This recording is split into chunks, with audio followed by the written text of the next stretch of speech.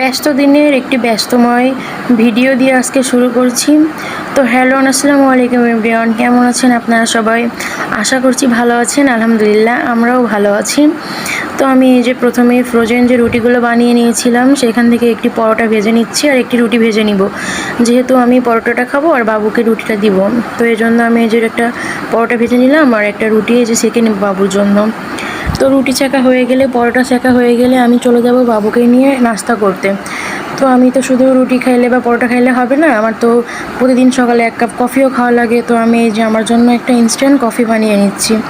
তো আমি কফি আর পরোটাটা খাবো আর বাবুকে রুটি দিয়ে বাবুর জন্য তরকারি রান্না করে রাখছিলাম, তো সেটা দিয়েই খাওয়াবো। তো এই যে আমি দুধ, পরিমাণ মতো চিনি, কফি দিয়ে একটা কফি বানিয়ে নিয়েছি আর এই যে পরোটা আর রুটি নিয়ে আমি বসে পড়েছি খাইতে। তো খাওয়া দাওয়া শেষ করে চলে আসছি দুপুরে রান্না করতে। তো আমি আজকে দুপুরে রান্না করব পুঁই শাক ভাজি, আলু দিয়ে পুঁই শাক ভাজি। কারণ এই পুঁই শাকটা আমাকে গ্রাম থেকে পাঠিয়েছিল আমার শাশুড়ি মা। আর এই পুঁই শাকটা খাইতে অনেক বেশি ভালো লাগে, যেহেতু এটা একদম গ্রামের।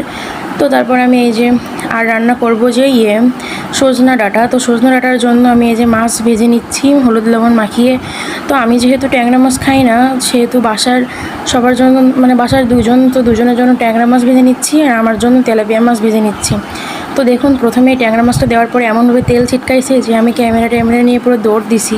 তো তারপরে যে ট্যাংরা মাছ ভাজা হয়ে গেলে আমি তেলাপিয়া মাছগুলো দিয়ে দিছি। তেলাপিয়া মাছগুলো সুন্দর করে সুন্দর করে দিয়ে এবার ভালো মতোভাবে মানে ভেজে নিব। আর আমরা যেহেতু কড়া করে মাছ ভাজি খাই, তো কড়া করে ভেজে নেব। তারপর মাছ ভাজিগুলো তুলে আমি এই যে মশলা কষিয়ে সজনে ডাঁটাগুলো দিয়ে দিব।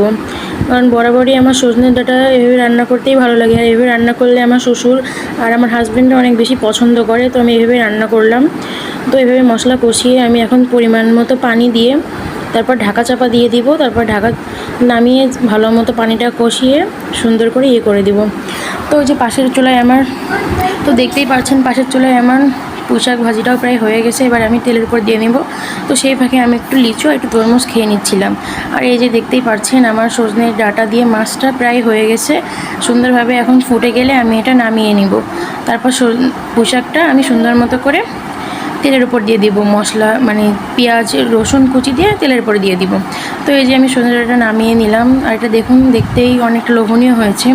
তো তারপর আমি দুপুরের যে এঁটো বাসন হয়েছিল রান্নার পর, তো সেগুলো আমি সুন্দর করে মেজে নিব। তো মাজা দেওয়া হয়ে গেলে আমি গোসল করতে যাব। গোসল করে এসে তারপর শ্বশুরকে খাইতে দিব, যেহেতু দুপুরে আমি তাকে খাইতে দিই, মানে আমি তাকে খাইতে দিয়েই গোসল করতে যাব। তার গোসল হয়ে গেছে, সে চলে আসছে। তো আমি এই যে ঝটপট করে আমার কাজগুলো করে নিই, আমি এখন তার খাবারটা বেড়ে নিব।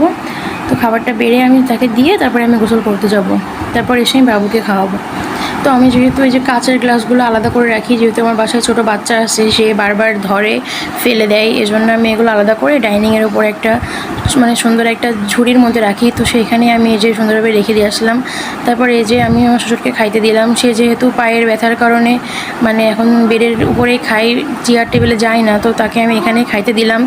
তো তারপর এই যে সন্ধ্যার পর আমার শ্বশুর কিছু বাজার করে নিয়ে আসছিল। তো এটা মূলত মাস খাবারের বাজার ছিল, যেখানে আমার মানে মাসে যা যা প্রয়োজন সব এনে দিয়েছিল একবারে।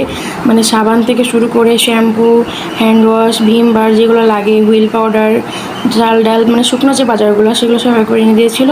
আর যেটার জিনিস যেখানে রাখার আমি সেগুলো সুন্দর করে গুছিয়ে নিচ্ছিলাম। এখানে আমার অনেক প্রয়োজনীয় জিনিসই ছিল, যেগুলো আমার মাস যাবে, আবার কিছু তো আমার মাস যাবে না।